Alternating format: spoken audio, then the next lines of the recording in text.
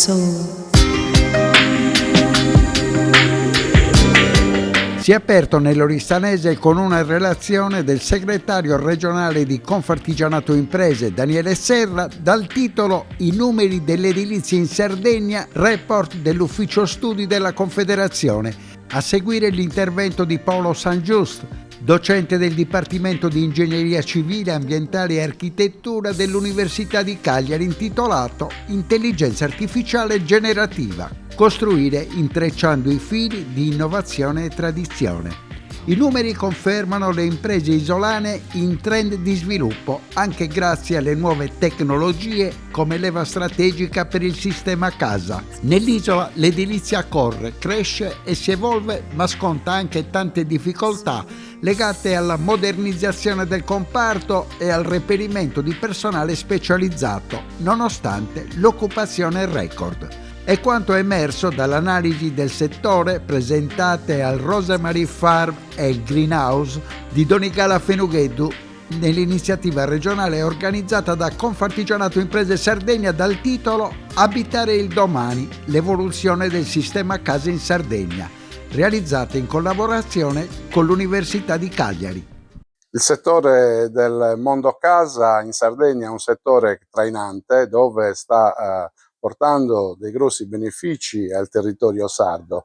Oggi abbiamo necessità di migliorarci e quindi c'è un'interlocuzione con le istituzioni per programmare i prossimi anni. Abbiamo dei numeri importanti, sono dei numeri che oggi dicono che la Sardegna è quella che crea più PIL nel settore dell'edilizia in Sardegna, quindi stiamo parlando di circa un valore aggiunto di 1.300.000.000 di fatturato, quindi insomma credo che sia un numero importante per tutta la Sardegna.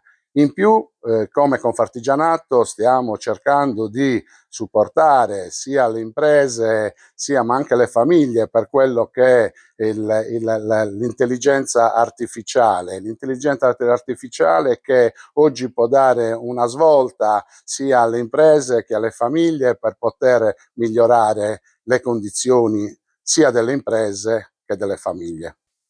L'intelligenza artificiale è una vera rivoluzione. Per la prima volta abbiamo uno strumento che non esegue semplicemente dei comandi, ma agisce di sua iniziativa, diciamo, incrociando dati ad una velocità impressionante e andando a cercare da un bacino di dati immenso.